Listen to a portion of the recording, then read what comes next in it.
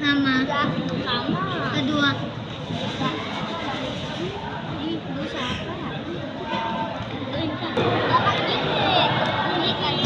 Alhamdulillah.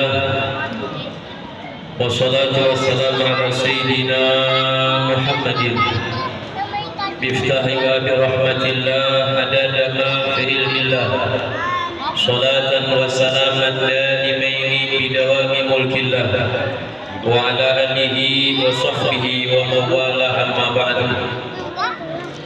Qala Allah ta'ala fil Qur'anil Karim wa huwa asdaqul qailin. A'udzu billahi minasy syaithanir rajim. Bismillahirrahmanirrahim. Wa ma arsalnaka illa rahmatan lil alamin. Al-ayah. Shadaqallahul azim wa sadaqa rasuluhun nabiyul habibul karim wa nahnu ala dzalika minasyahidin wasyakirin walhamdulillahi rabbil. Hadratul kiram, para alim ulama, para asatid, para tuan guru, para hujat, tokoh masyarakat yang hadir bersama kita pada malam hari yang mulia ini. Al-Mukarram Ki Haji Abdul Karim, kita doakan mudah-mudahan beliau sehat walafiat, Allah panjangkan umurnya, Allah sehatkan badannya, Allah mudahkan segala urusannya. Juga hadir di tengah-tengah kita Al-Mukarram Ustaz Haji Daman Huri SPD, Al-Mukarram Ustaz Syahri Eskom, dan juga Al-Mukarram Ustaz Arfan juga hadir di tengah-tengah kita. Semalam hari ini kita dikumpulkan oleh Allah Subhanahu wa Ta'ala dengan rasa gembira, sebagaimana Allah nyatakan di dalam Al-Quran, "Qul bi fadlillahi wa bi rahmatihi fa bidzalika falyafrahu." Ini ayat menjelaskan dan menyuruh kita untuk selalu dan senantiasa gembira dengan kalimat falyafrahu. Maka haruslah kalian selalu bergembira dengan gembira apa? Tiada lain, kegembiraan yang paling mulia, kegembiraan yang paling agung, kegembiraan yang paling luhur adalah kegembiraan di saat kita menjadi umatnya Nabi Muhammad, merayakan peringatan lahirnya baginda Nabi Muhammad. Allah yang suruh dan Allah yang nyatakan, "Qul bi fadlillah." Katakan, hai Muhammad, dengan keagungan dan keluhuranku, kata Allah. Kita bisa duduk bersama, kita bisa kumpul di masjid yang mulia ini adalah sebuah anugerah dari Allah. Kita diberikan sehat walafiat sampai saat ini, Allah panjangkan umur kita. Kita bisa taat, sujud, kita bisa duduk bermunajat dan berdoa di tempat yang mulia ini. Kita digolongkan menjadi manusia-manusia yang beriman, yang mengerti, dan dengan sebab rahmat Allah, rahmat yang Allah maksud adalah Allah utus Nabi kita Muhammad. Allah lahirkan seorang manusia yang lahirnya beda dengan lahir anak-anak yang ada di dunia. Lahirnya Rasulullah mulia, lahirnya Rasulullah membawakan perubahan, sehingga Al-Imam Qadhi Iyad di dalam kitabnya Asy-Syifa, beliau menyampaikan kemuliaan di saat Rasulullah lahir, berbagai macam kejadian, tiada lain kejadian tersebut tujuannya untuk memuliakan seluruh alam semesta, baik di langit maupun di bumi. Saat lahirnya Rasulullah, makhluk yang ada di langit menunggu kedatangan sosok Muhammad, yang di bumi juga gembira menunggu kedatangan sosok Nabi Muhammad sallallahu alaihi wasallam. Dengan cara Allah pengen ngasih tahu kepada alam semesta, di saat lahirnya Rasulullah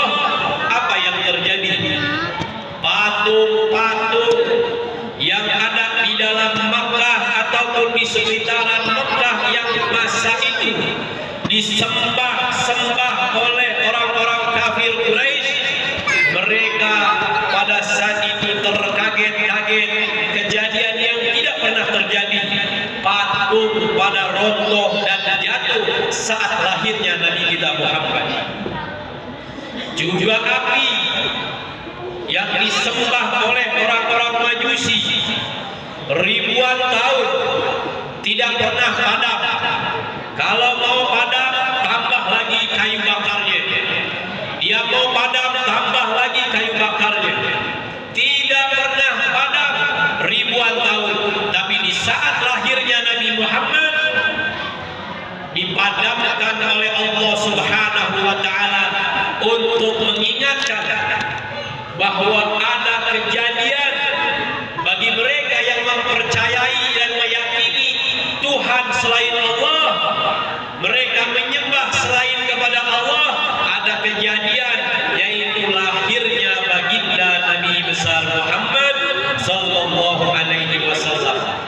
Jadi lahirnya Nabi kita Muhammad membawakan perubahan, membawakan anugerah, membawakan kemuliaan, sampai-sampai Sayyidina Abbas, seorang paman yang dulu belum mengenal Rasulullah, bisa berhadapan dengan Nabi Muhammad.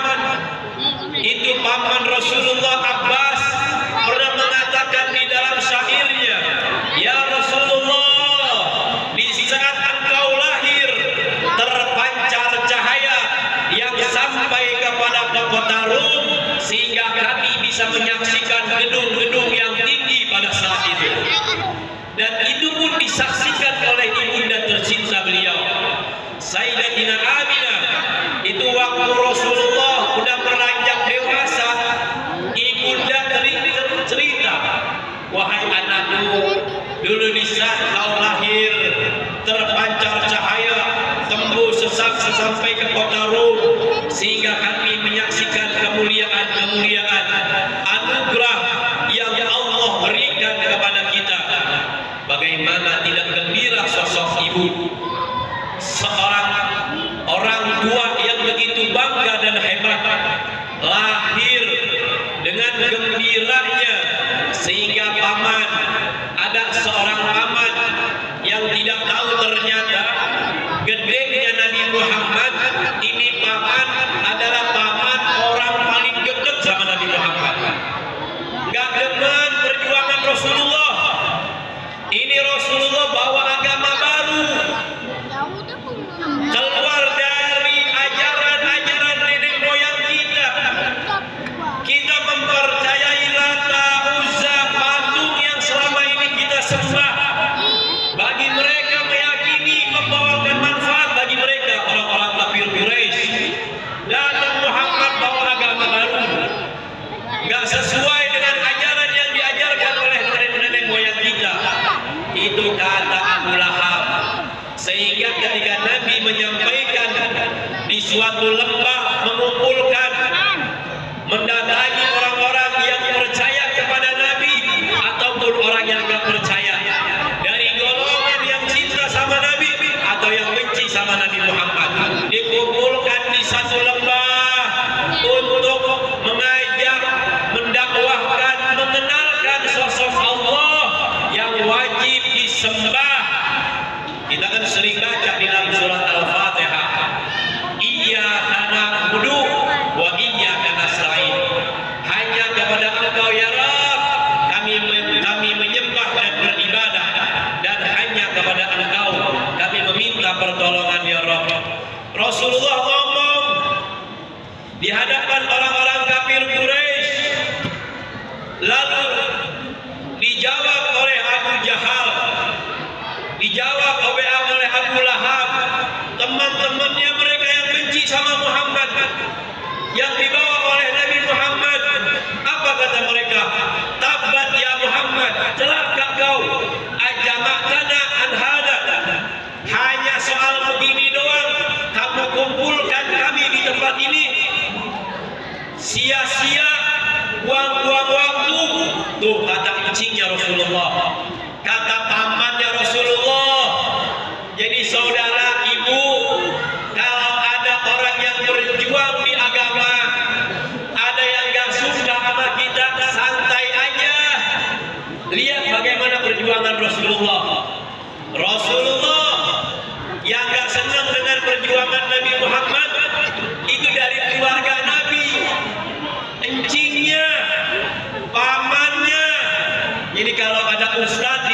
kita di sini ada orang yang nggak senang sama perjuangan kita, ada yang usil sama perjuangan kita, ada yang iri, ada yang dengki sama Ustadz tenang aja, guru santai.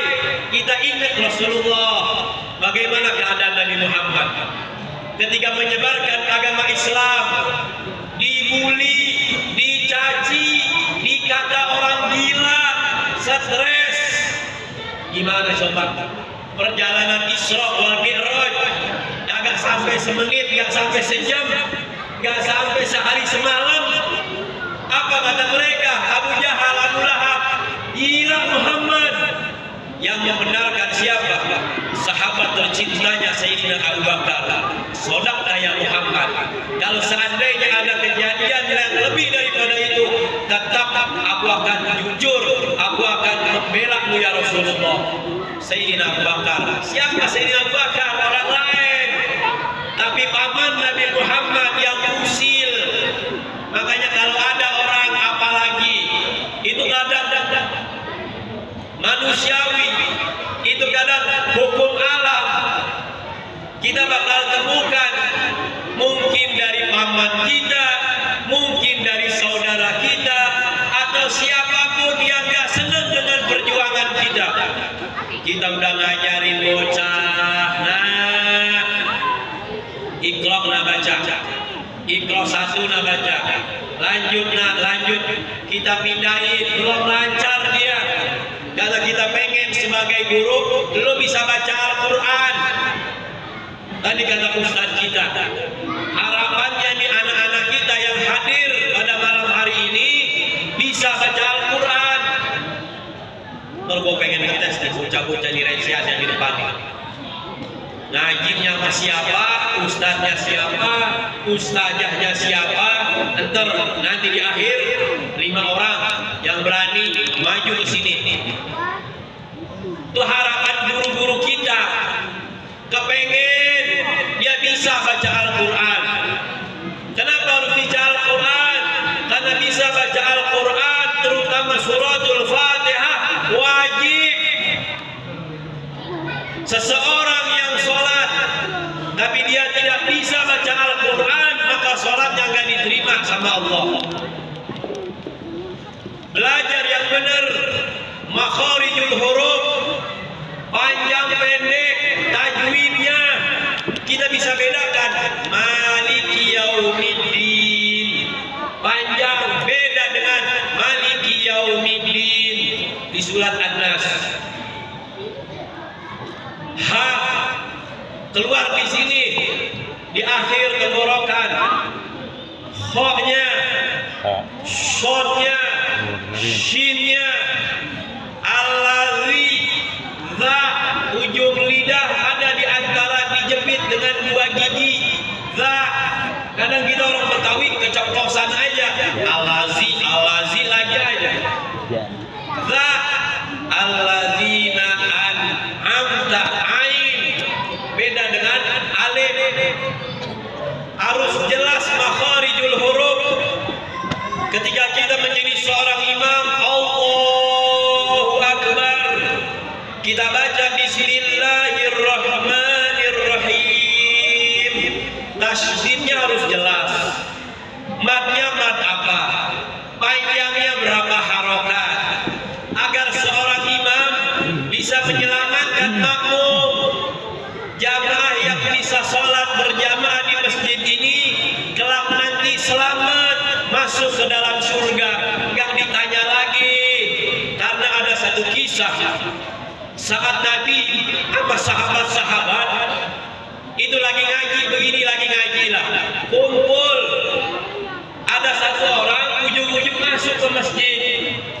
Pas masuk ke masjid, Allahu Akbar, Allahu Akbar, sami Allah liman hamidah, Allahu Akbar, selesai, Assalamualaikum, Assalamualaikum. Dipanggil sama Nabi, fulan sholat lagi, suruh sholat, nurut apa kata Nabi, Allahu Akbar, selesai, Assalamualaikum, dipanggil lagi, sholat lagi, sampai 3 kali. Ketiga kalinya ini orang nanya, ya Rasulullah, apa ada yang salah? Ya kalau Rasulullah negor suruh sholat ulang 3 kali, artinya ada yang salah. Disinilah letak sahabat-sahabat Nabi Muhammad pengen dengerin. Ada ilmu yang pengen disampaikan oleh Rasulullah Sallallahu Alaihi Wasallam, ditegur sama Nabi Muhammad. Enak di zaman Rasul mah, ada masalah, ada problem, ada kejadian, ada maksiat, ada dosa, ditegur langsung sama Rasul Sallallahu Alaihi Wasallam. Bisa dari wahyu dari Allah, Allah yang tegur kepada Nabi Muhammad. Lalu apa tuh? Apa kata Nabi Muhammad? Wahai fulan, kau sholat, perhatikan sholatmu. Rukukmu sempurnakan rukukmu. Sujudmu sempurnakan sujud. Ini kita ruku aja nih, ruku itu diajarkan di dalam kitab Imam Syafi'i. Kita punya madhab, itu ruku kita tangan kan ada di dengkul. Kemudian kepala kita itu pandangan kita ke tempat sujud. Di mana kita sujud itu mata kita, jangan jempol orang kita liatin. Itu harus rata ketika kita ruku. Kata Nabi Muhammad, seakan-akan ketika papan ditaruh di pundak kita itu sejajar, rata, sah sholat kita. Nah kita kalau cuma Allahu Akbar, gimana sholat kita mau sah?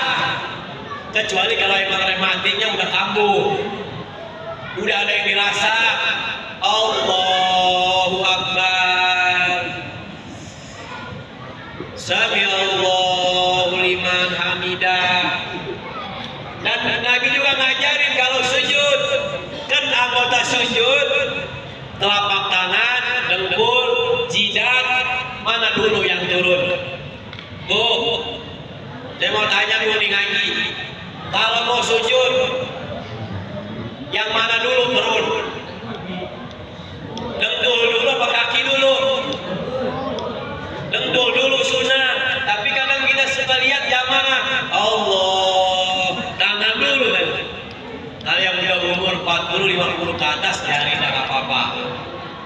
Boleh, ada makmur, gak apa-apa. Tapi masa mudanya lihat, kita yang masih kuat, yang masih gagah, itu Nabi Muhammad ngajarin sampai detail. Sehingga kata Nabi Muhammad, ulangi sholatmu. Disitulah sahabat dan orang-orang yang pada saat itu dikasih ilmu, bukan hanya itu. Jadi pelajaran buat kita bahwa di akhir penghujung Rasulullah ngomong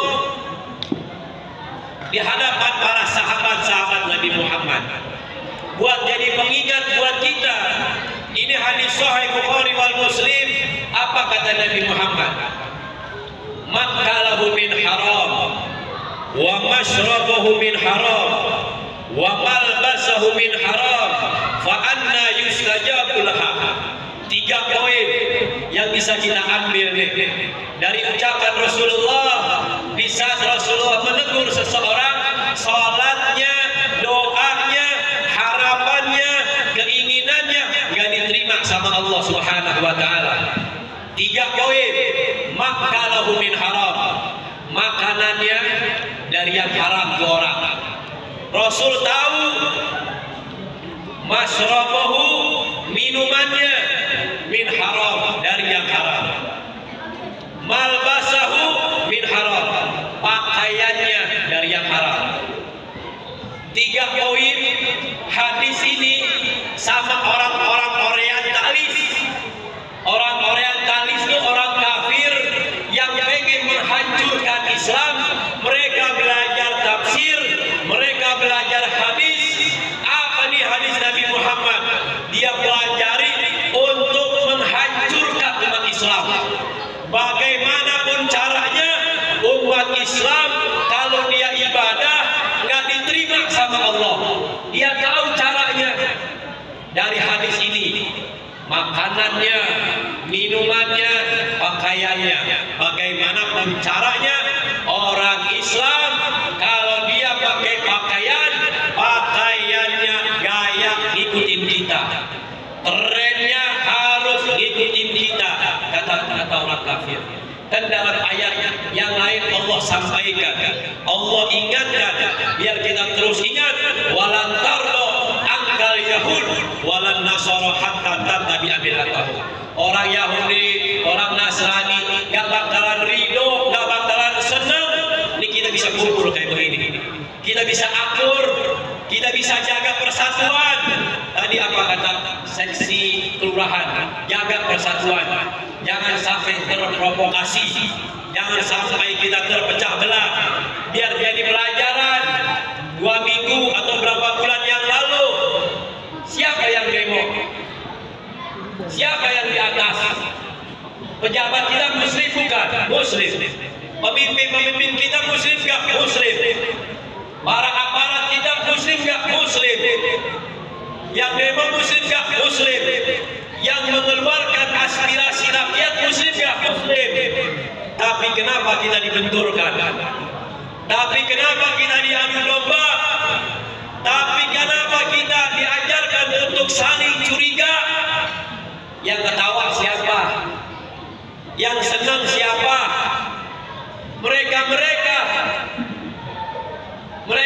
yang menguasai tanah kita, yang merampas tanah kita. Makanya jaga persatuan. Mereka pegang betul bagaimana caranya merusak umat Islam. Nih malam minggu, anak ibu, anak bapak, anak Pak Haji, anak Bu Haja, sekarang mah kita alhamdulillah girang, senang. Kita bisa duduk di majelis ilmu, kita bisa duduk di masjid, kita bisa hadir maulid Nabi Muhammad. Tapi kalau kita lihat di mana anak perawan kita, di mana anak-anak kita malam hari ini, di mana penuhnya, di mana nongkrong mereka? Di kafe, tempat kopi, di situ, di depan, di belakang. Jam berapa mereka pulang? Kuat mereka berjam-jam.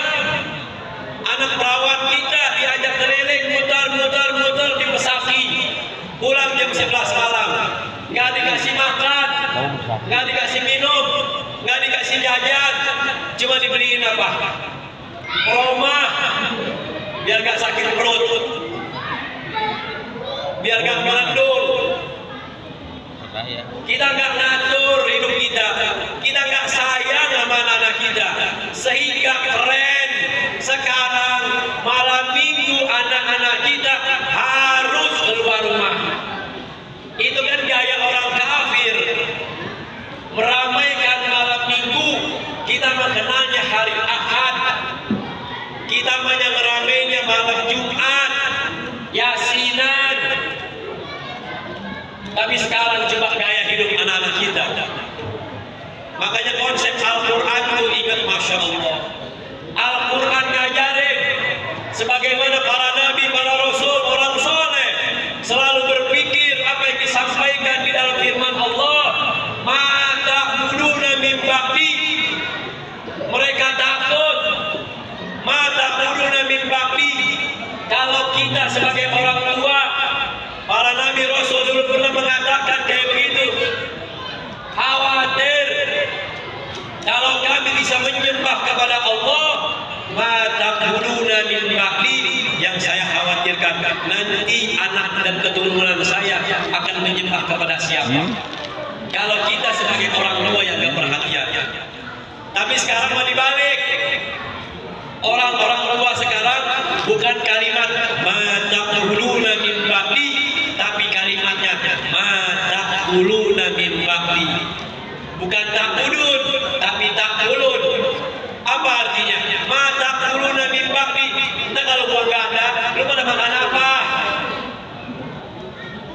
Lu kalau kagak kerja, lu pada makan apa? Lu kalau mantu model kayak begitu, ntar anak gua mau dikasih apa? Itu pikiran orang tua sekarang. Bukan ibadah yang dikencengin, tapi yang dipikiri adalah dunia. Gaji mantu berapa, usaha berapa, kerja di mana, gaji berapa, begitu aja dipikirin.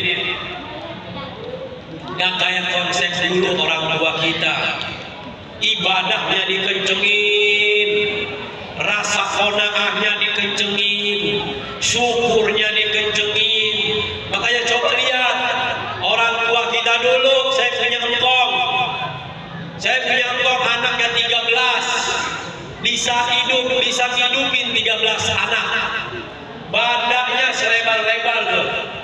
Orang Haji Rimbun siapa yang nggak tahu Haji Rimbun? Orang Prepet, orang Menceng. Saya keturunan Prepet, Menceng, Koang. Orang saya orang Haji Syafi'i, Koang. Itu bandanya Masya Allah. Taat, girangin orang tua di masa tuanya sakit, itu kagak berkiak-kiak, 13 anak, gantian khawatir. Sekarang kita punya anak 3, anak 2, anak 5, ada yang udah takut. Kita KB dulu ya, kita jaga jarak dulu ya, kita mau ngejar usaha dulu ya, ditunda untuk memiliki anak. Dulu gak ada KB, kagak ada program, sehat-sehat aja tuh, berkah orang dulu. Orang-orang tua kita, ngomong kita kayak bulu dan kayak begini nih, dapat besek, pulang ke rumah, anak 13, daging sekepel, dipocel-pocelin, disuapin, satu, gede, ada yang sampai lulus S1. Sekarang makan enak, udah kita gedein, udah kita sekolahin, ada yang S1 di UIN, ada yang di Serang, ada yang di Kalimantan, kerjanya enak, ada yang di kantoran, usahanya enak. Giliran kita lagi sakit, emak lagi sakit, ngomong sama anak yang kedua, tong, coba lu telepon, lu WA abang lu, coba pulang. Pasti telepon, video call, halo, bukan assalamualaikum, halo, dadah. Emaknya pengen pulang dong, bentar dong. Waduh mak, ini lagi sibuk banget ini, tender, ini mogol bentar lagi nih, proyek, gak bisa pulang kayaknya mak, netes ya saya mantap. Ngepotong yang ketiga, wadon, ditelepon, lagi di Bogor, sama lakinya, usahanya di sono, lagi rame. Kata anak yang ketiga, mak nggak bisa pulang, lagi rame-ramenya usaha, netesin air mata. Coba itu digedein, disekolahin, tapi di saat orang tua butuh semuanya sibuk. Siapa yang menyibukkan kalau bukan dunia? Kalau udah meninggal nyesel dah dia. Suksesnya mereka, berhasilnya mereka, jadi orangnya mereka, itu semuanya atas dasar doa ayah ibu kita. Makanya ajarin anak-anak kita, terutama di akhir zaman, lihat pakaian mereka. Ibu, bapak pernah lihat gak kalau kita lagi sholat berjamaah, ada anak-anak muda yang outlet, pakaian dari atas sampai ke bawah, kan ada gayanya, celananya lepis, sabuknya keren, masuk ke masjid Nurul Hasanah, betul, masuk ke sini Allahu Akbar, kaosnya beli di Sro, yang lengannya segini, yang nyetrit, Allahu Akbar dengan PD-nya, Allahu Akbar, ruku, Allahu Akbar, sujud. Ininya nonton. Kita kan diajarin sama guru-guru kita, yang namanya aurat itu antara pusar dan dengkul, harus ditutup. Ini ibu atau siapa sholat, cuma nutup aurat sama dengkul doang, misalnya pakai sarung, ininya kagak pakai koko, sah nggak sholatnya? Sah kalau hitungan sah, tapi kan kagak pantas, kecuali emang kagak punya bahan lagi. Ini anak-anak kita, anak muda sekarang bisa kita temukan orang yang sholat di masjid, dia pakai celana, dia pakai kaos, ketika ruku, ketika sujud gak sah sholatnya. Itu yang dikhawatirkan sama Nabi 14 abad tahun yang lalu terjadi di zaman kita. Ada umatnya Nabi sholat, tapi sholatnya tidak diterima. Kenapa? Pakaiannya yang gak sesuai dengan syariat, pakaiannya yang tidak sesuai dengan ajaran yang diajarkan sama Nabi. Makanya yang pertama, tolong perhatikan pakaian anak-anak kita, mau yang kecil, mau yang remaja, ataupun ibu-ibu. Bapak, kita ngaji sama guru, kita rajin ke masjid, rajin ke majelis. Malu kalau istri-istri kita ikut senamnya pakai legging. Ibu-ibu masih ada yang senam masih? Senam boleh nggak? Boleh. Senam kesehatan, senam kebugaran, biar badan sehat, dianjurkan sama Islam. Tapi caranya, teknisnya, jangan sampai itu pakaian ya Allah asal kita lewat senam, kagak ada pantas-pantasnya. Umur udah 60 tahun, pakai celananya ngetat banget, pakai kaosnya ngetat, udah senam girang banget, begini aja. Pakaian yang dibenci oleh Nabi Muhammad, yang dilaknat oleh Nabi Muhammad, yang dilaknat oleh Allah adalah pakaian-pakaian perempuan yang terlihat bentuk tubuhnya seorang perempuan. Banyak kan? Banyak kan tuh? Diserang kita pakaian. Ibu-ibu kita, anak-anak perawat kita, diserang pakaian kita biar ngikutin orang kafir. Padahal kita punya pakaian yang pernah dipakai oleh Khadijatul Kubra. Hari Senin coklat, pengajian malam Rabu hitam, pengajian malam Kamis ada, malam Jumat ada. Setiap mau muludan itu yang namanya kerudung udah pasti ganti, baju udah pasti ganti. Nah kita nih udah ada kali mas sebelum muludan masih pokoknya itu aja, kagak ganti-ganti. Banyak kan dia. Makanya kalau hitungan masuk surga, kayaknya mani si ibu yang duluan masuk surga.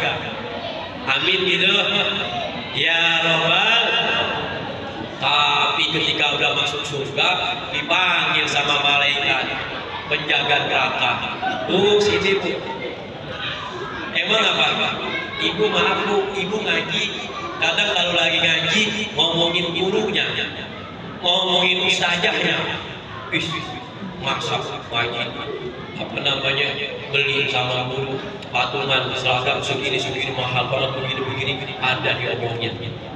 Ngaji pas ngaji ketemu sama bestinya temennya ngobrol pok tahu gak tuh si anu begini gosip gibain orang.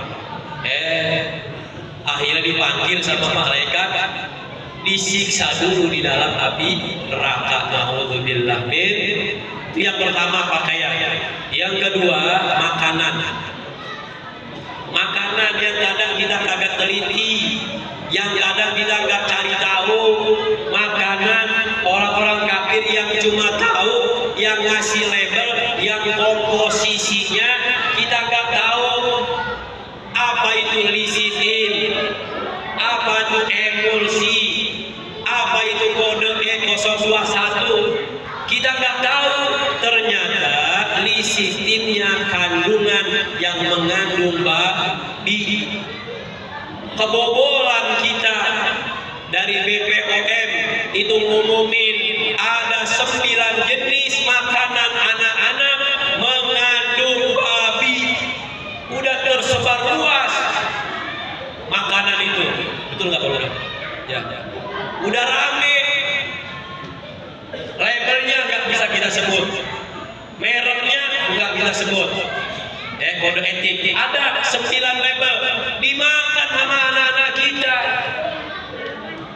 Bagaimana kehidupan ibadah mereka yang kita bina, yang kita ajarin, yang kita masukin ke madrasah? pantesan anak-anak kita ada bader, diajarin agak masuk-masuk, bandel banget ini bocah. Itu ternyata ada pengaruhnya. Makanan yang haram, minuman yang haram, pakaian yang haram pengaruh di dalam ibadah. Sholat kagak pernah khusyuk, ngaji teriak-teriak, modal sana, modal sini, nggak pernah khusyuk, nggak pernah fokus, nggak pernah masuk ke dalam. Kenapa? Karena ada kandungan yang diharamkan. Ya, masyarabahu, minuman. Mereka coba supaya minuman yang diminum oleh orang Islam adalah yang mengandung alkohol, yang diharamkan oleh Allah diminum sama mereka. Waduh, mabok, waduh nggak sadar, minuman-minuman soft drink ternyata di situ ada kandungan yang haram. Kita nggak tahu, nongkrong sini, nongkrong situ, makan sini, makan situ, minum sini, dan ternyata doa, sholat, ngaji. Tapi bagaimana nih? Kita nggak sadar, ternyata makanan kita, minuman kita, gaya hidup kita, Allah nggak ridho, Rasul nggak senang. Fa'anna yustajabu laha. Maka peringatan Maulid Nabi Muhammad ngajarin kita. Itu sahabat Nabi Muhammad diajarin oleh salah satu orang yang pada saat itu melanggar. Sehingga Maulid Nabi Muhammad mengenang saat Nabi lahir, saat Nabi dewasa, saat Nabi menyampaikan dakwah dan syariat. Ini peringatan bukan hanya seremonial saja. Di majelis kan ada pengajian, di masjid kan ada pengajian. Di kampung ini, kampung kita, terutama kampung orang-orang Betawi, Sumur Bor, ya, Majak, pokoknya masih kecamatan Kalideres, kelurahan Kalideres, kelurahan Pegadungan, yang masih madrasahnya ada, pengajiannya ada, gurunya ada, ustadz-ustadzahnya ada, anak-anak masukin, datang bu, datang pak, ustadz, dikasih bocoran sama anaknya. Man rabbuka, apa? Kalau ada pertanyaan, siapa Tuhanmu? Jawab, Allahu Rabbi. Man nabiyuka? Jawab, Muhammad Nabi. Terus sampai akhir.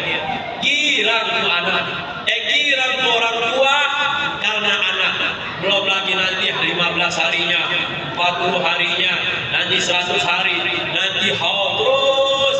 Kita dikenang, kita didoain, kita dibacain, kita didoain. Allahumma ighfir lahum warhamhum wa'afihim wa'fu anhum. Allahumma ighfir laha, Allahumma ij'al qabrahu.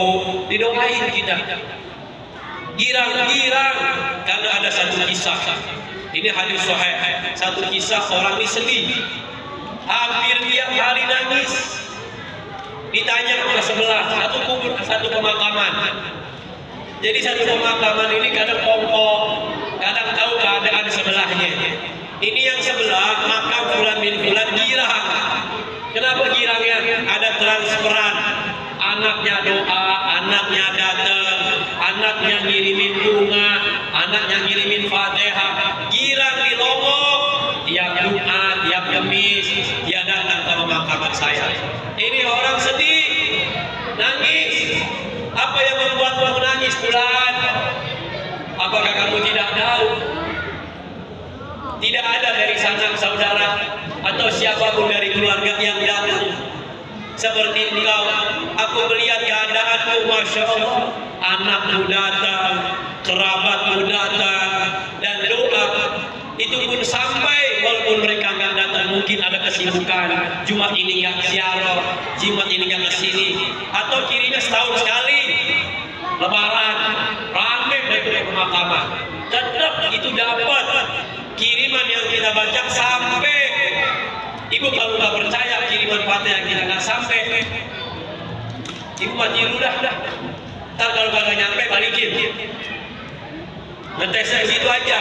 Kan ada orang yang nggak percaya. Mana nyampe tawasul 7 hari, 15 hari, 40 hari, buang-buang biaya. Wa ila hadrati, wa ila ruhi, wa ila ruhi. Kata mereka bid'ah, kagak ada ajaran Nabi, kagak sampai. Ya udah kalau enggak sampai, lu mati, gua kubur, gua kirimin Fatihah. Dan kalau kagak nyampe, balikin. Dan begitu sekarang ya, anak kita di Kalimantan. Anak kita di Kalimantan kerjanya dari pos batubara, kita di Sumberbor, ditransfer 5 juta, nyampe gak? Nyampe gak? Itu urusan duit transfer nyampe, apalagi urusan doa yang Allah Maha tahu. Ya Allah Maha bijak. Jadi selanjutnya di orang nangis ditanya kenapa? Kagak ada sanak famili, gak ada saudara, gak ada siapa yang datang mendoakan saya. Akhirnya ini orang punya cara. Dikasih tahu sama nih fulan, kau ingin dapat pahala, ingin hadiah, ingin kenikmatan di alam kubur, kata nih orang tetanggaan, kamu datang ke pintu masjid. Kalau ada pemakaman yang sekitar masjid mah enak. Ini misalnya dia orang dimakami di hutan jati, suruh ke sini nih ke Nurul Hasanah, bener dia datang. Depan pintu masjid itu orang datang, ruhnya datang. Cuma nungguin apa? Kata orang yang sebelahnya, lu tungguin. Antar juga lu bakal dapat nikmat doanya orang mukmin, orang Islam. Dan Nabi anjurin, tidak sah sholat Jumat seseorang, tidak sah khotibnya seseorang kalau dia tidak membaca doa. Hari itu rukun. Doa apa? Allahumma ighfir lil mu'minina wal mu'minat wal muslimina wal muslimat al ahya minhum wal amwat. Allahumma ansur ikhwanal muslimina wal muslimin. Kan begitu. Allahumma